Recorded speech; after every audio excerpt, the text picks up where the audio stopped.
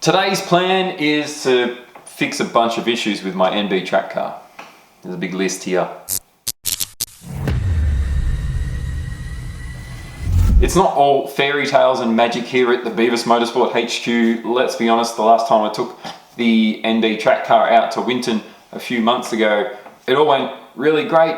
The car performed well and produced some good lap times, but it's not like it all went perfect. Fundamentally, I came back with a big list of about 15 things that I need to go over the car and fix now. So don't think that everything's always perfect. I have plenty of issues that need to be fixed.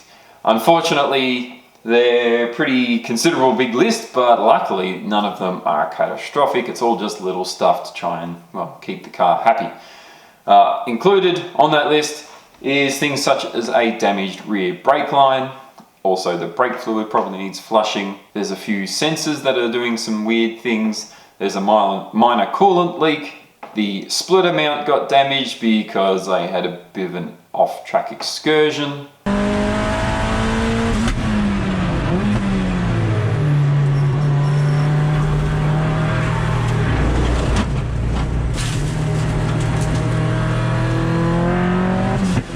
I'd like to have another look at the brake ducts if I can. And the car just needs a general bolt check, particularly because we've just thrown in the new Della and Bushes. They've only had one track event. It'd be good to make sure everything's happy with those. So fundamentally, that's the plan for today and quite possibly next weekend, although I'll merge it all into one video for you dudes. Time to get to work.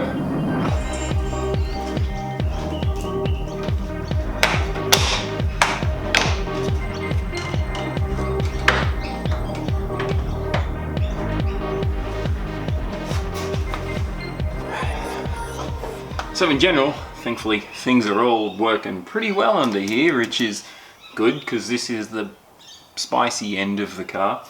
But nonetheless, I think I'll take the heat shield off the turbo and just give everything a good check over there, make sure no bolts have come loose, but hopefully they haven't. We do have a small coolant leak from the T-fitting down here, so I might just sealant that up a little bit. It was only a tiny leak. Other than that, I'll check the fluids quickly. Oil and coolant, and then I might pull the catch can out and see if there's anything in there. I haven't pulled that out in probably a year, so I don't think there'll be much in there, but I guess we'll find out.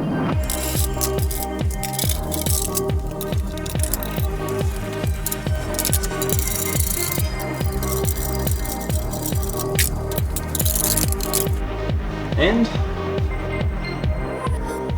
yeah, visually it looks perfectly fine. Alright, I'll go inside, undo the can, and we'll see what's going on.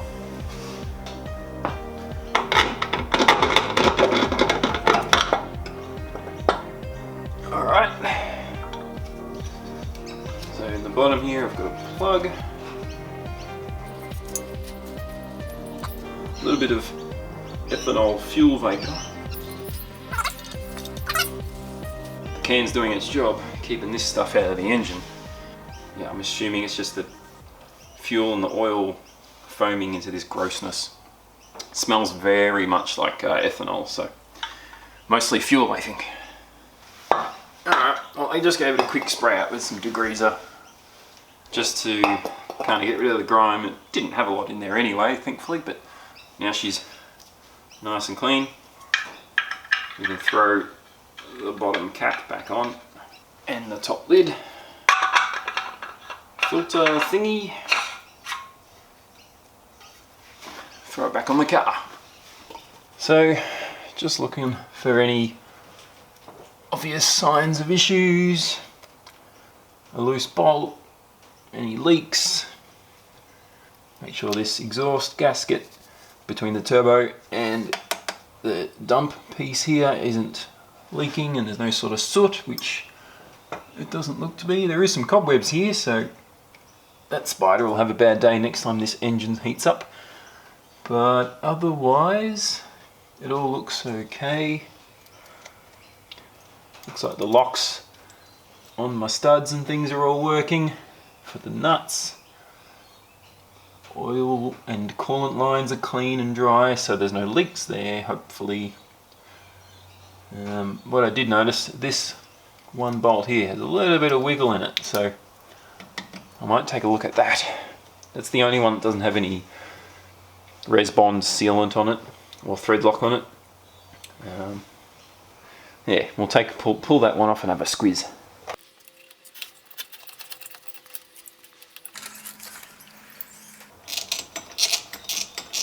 Oh, tight as a tiger. So hopefully with the washer on there now, will not come loose. The problem was that the bracket underneath was getting hot and softening by the heat of the turbo, and that was allowing the nut to come loose. So the lock washer, hopefully that kind of helps. If not, I'll come back and try something else next time. Now, before I put everything back together, let's check coolant. Yep. Alright, there's plenty of that because it's trying to pop out the radiator. So I won't open that anymore. The overflow has a little bit in it. That's fine. Let's just check oil level quickly.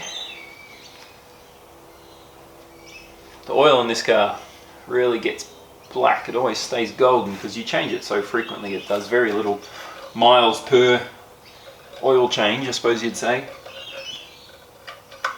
which makes it a little tricky to read the dipstick because it's so clean. But there's plenty of oil on the stick. There's always a bit of a smell of ethanol around though, which makes me a little worried, but I think it's fine. I think it's normal. But it makes you question the quality of the oil. You don't want fuel in your oil because then it doesn't lubricate your engine properly. But it's just a small hint of that ethanol stink, and I mean, it seems to get everywhere. I'm really proud of this little clip I 3D printed. Has holes for specific sizes of hoses and wiring, and it all worked really well, except being close to the turbocharger, it kind of melted in the last event. So I'm printing a new one in PETG, but this one was in just PLA, so hopefully the PETG handles the heat a little better. But you know, it worked, it just started to soften. Manifold and the turbo and everything here all look to be holding up well to the heat and the pressure and the demands of the BEAVIS's right foot. Clearly everything is going well. I'm really happy with how it's performing, so thankfully holding all together nicely, and the dump pipe all the way down there is all also looking nice and happy. There was a small coolant leak here where I obviously got a bit of a sealant mishap, so I've just added a bit of extra sealant. Hopefully that's good enough. If not, I'll just have to pull it apart and reseal it, but I was hoping to avoid that because I'm going to get coolant everywhere. So if the patch job doesn't work, I'll do it properly next time. It was only a tiny sort of little dribble, so I'm not too worried about it. If it continues to happen, I'll fix it next time. But yeah, something to just keep an eye on. By the way, if you're curious how the radiator has been performing, coolant temps are pretty much spot on now. Really haven't seen a single issue. Once we're out on track, it holds temp right at that sort of 85-degree target mark. That's in Celsius, which is, I'm not sure, in Fahrenheit, somewhere around 170, 180. Anyway, holding temps really well, so clearly there is a marked improvement in the performance of this rad versus the old eBay Chinese generic radiator. The crossflow, the larger surface area, all of that definitely helps make it do its job better. Definitely I would say that this isn't necessary for everyone. Generally the eBay radiators work perfectly fine. It's only that, you know, this car's creating a bit more heat than the usual car, and definitely pushed pretty hard at the track. If you're on the street and you don't create a lot of heat, stop traffic, you actually just want good fans more than a good rad. For me, I don't really need fans because I always have airflow. Once you're up to over 100 kilometers an hour, you don't need fans to keep the engine cool, and that's when I'm creating the heat, is when I'm trying to go really fast. So a single fan just when I'm in the pits, if it does get a bit warm, is all I need. Things like shrouds and stuff here to direct coolant, direct airflow through the fan is actually detrimental to my use, but you know, it might be necessary for your use. Generally speaking, if it's a track car, you don't need as many fans. If it's a street car, you want fans and shrouding to try and make the fans do their job well. So yeah, depends on what you're doing. In summary, rad, good. Alright, so the last thing to sort out is this melted clamp here. So if we cut him apart, oops, I dropped the clip. It's effectively just two pieces that are a mirror of one another, but unfortunately you can see it's warped in the heat. So here's a new one in some grey PETG filament. Hopefully that holds up okay. So I did design it in mind that a simple zip tie would hold it all together, and there's small slots that wrap around it all. If we squeeze the clamp together, it all looks squeaky clean, and we end up with something like that. Before I tighten it completely, I'll just massage things, get them all in the right way, and it just neatens up the hoses and the wiring. That's the ABS and the water pump wires there, and then these are the two hoses for the wastegate, actuator. So yeah, I just think it's a neat little way to keep things tidy. And then we pull him nice and tight, clip it off, and see how that handles the heat. But you can see that as this was wrapped around with a zip tie, it sort of warped where it didn't have any tension. Still, cool idea though. And with that sorted, I think that's most of the engine bay all pretty happy. So I'll just get the heat shield back on the turbocharger, tighten up that hose, and then we'll move on to the next thing, which maybe is that splitter mount.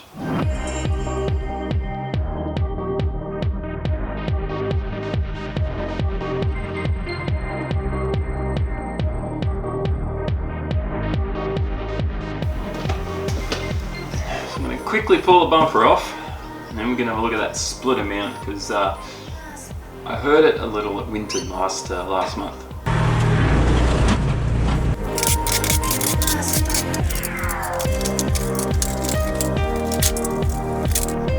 And well, you can see a pretty serious kink as a result of the bump on the ripple strip. You go a little bit wide at Winton, and you fall off the track a little bit, and yeah, that hurts. I don't think the other side copped any damage. There's a little bit of curve in there, but I actually did that when I put it in. I'm thinking I'll just repair this rather than try and reinvent the wheel. It's not the best solution for a splitter mount. It has some flaws, but it works, and I've kind of gotten used to it, and reworking it is going to be more effort than I can be bothered to invest in the whole thing. So what I'll do, I might just unbolt it, straighten out the kink. Hopefully that'll correct it close enough to where it was before. And I guess this is kind of also an indication of why I kind of designed it this way, was so that there would be a failure point that is wastable, or you know, you can live with a bent splitter mount, and at least everything else hasn't broken. And this is just alloy tube, so you know, it's relatively cheap and it's a little bit soft. So under the loads of pulling it down, which is what, you know, a aero is trying to pull this mount down, it's fairly strong. If you try and go and jam it up, it can kink, and thankfully that slight bend that I put in it from design seems to have done its job, and that was the chosen failure point, and it worked, and it kinked a bit more than I wanted. But anyway, long story short, let's just kind of smash it back into place effectively.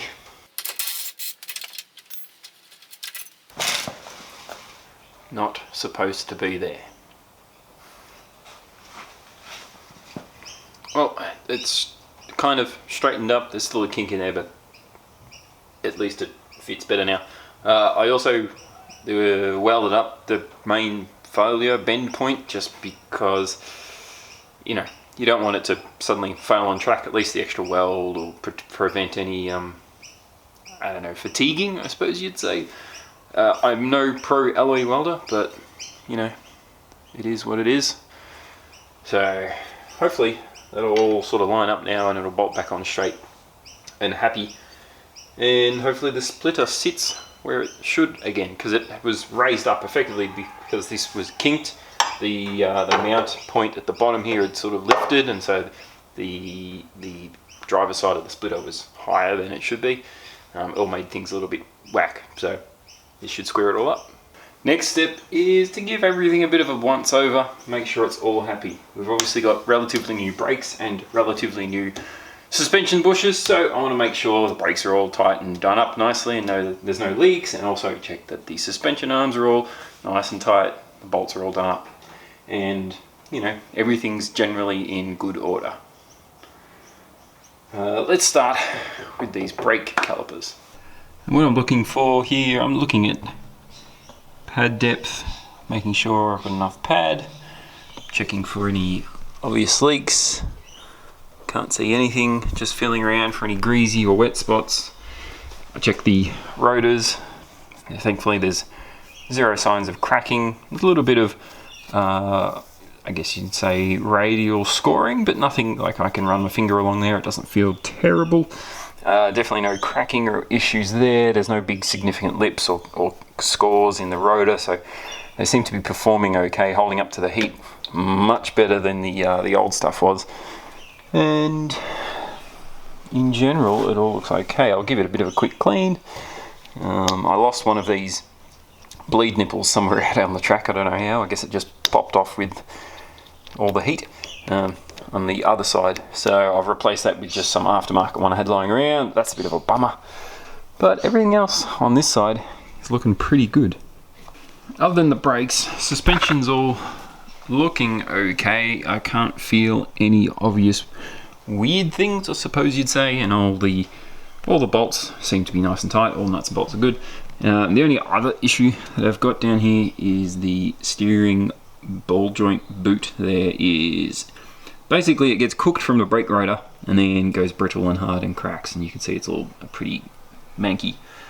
So I've got replacements, but it's kind of a waste to put them on because the next set will just kind of do the same thing. There really needs to be some sort of shield between there, but it's such a small gap. It's going to be hard to find a solution to that. So really, I'm going to have to find a way to make some sort of shield, probably including a duct for this in some way that'll protect this boot from getting all that, copying all that heat directly. Just something in between here would help. Even maybe I could make even just something that sits on that nut under there, just a small thing. I don't know. I gotta think about it a little bit. But that's kind of it for this side. I'll go into the rear, and then we'll flip over to the other side of the car. Well, here's my ghetto solution to a problem. A piece of alloy tube that I've cut in half and welded a little cap on top, drilled a hole in it, thrown the bolt back in for this outer ball joint for the tie rod end, and then yeah, effectively that's kind of a mini heat shield just for that piece, because the biggest problem I've got is this upgraded hub means you can't use the OEM heat shield bolts here because you can't get a bolt into them. It's so close to the hub, with the hub diameter is larger. There's no way to get a bolt in there. There's no way to get a nut or a spanner on there either. So I can't use those.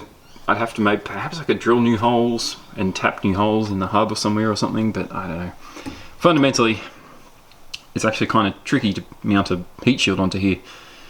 Anyway, long story short, in the meantime, I've got this little thing. Hopefully it'll keep the heat from the rotor from getting into that upper boot, or tie rod end boot. And if I put the rotor on, so with him on, you can see it's very tight between that new heat shield and the rotor. But there's nothing you can do about it. That's just the way life is. Anyway, I think we'll see how that performs at the next track event, and we can go from there. And now onto the rear, pretty much the same sort of stuff. I'm just going to check my pads, which look okay. The rears really don't work very hard on this car, so OEM rear brakes and just some Hawk pads. Everything else looks okay. One thing I did notice was the shock bolt down here was a little bit loose, and it would have been as part of changing the bushes on the suspension arm a couple of weeks back. So yeah, there's exactly why I'm doing this stuff, is to check that all of these things are okay, and well, I found an issue that needed to be sorted out. So yeah, that's really good. Just rattle gun that fella up and he's happy again.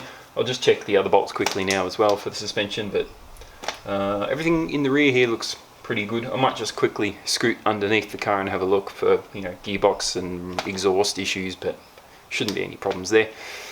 And then we're about sorted. The car's looking good. Well, all in all, a pretty good day's work. Hands are all dirty, and I managed to pretty much cross off all the issues that I had on that big list, which is awesome. The car's kind of happy again. I did do some other things. I bled the brake fluid, and I fettled with the ECU because I was having issues with the ethanol content sensor and the oil pressure sensor, and somehow ECU settings have gone a bit whack, so managed to fix those up, so they're all good again. And I've also got my oil pressure sensor working again, because for some reason it lost its settings, or it got mixed up with which sensor was what or something. Anyway, really happy with where the car's gotten to, and I hope this has given you a bit of insight into what is involved with this car, and when you kind of get to the sort of more serious performance level. I'm not saying that I'm a serious race car guy, but the car works pretty hard. This is the sort of stuff I'm going to do after every event. I come back and there's little things that you got to fix. It's just part of life of having a track car that's pushed to the limits. If you don't want to do this sort of stuff, just stick with a bog stock car. They're still awesome fun. They're a really good track car, the MX-5, although not quite as fast. Nonetheless, you can kind of just turn up to the track day, come home, chuck in the garage and do nothing with them. They're really reliable. This car, when you start to fettle with things and make things fast, they demand a bit more attention. So nonetheless, I'm really happy with how the day's gone, and it only took one day instead of two, so I get next weekend to have fun doing whatever I feel like. Anyway, in a couple of weeks, I'll have the car back on track. Videos for you to see that soon. Thanks for watching. We'll see you next time. Ta.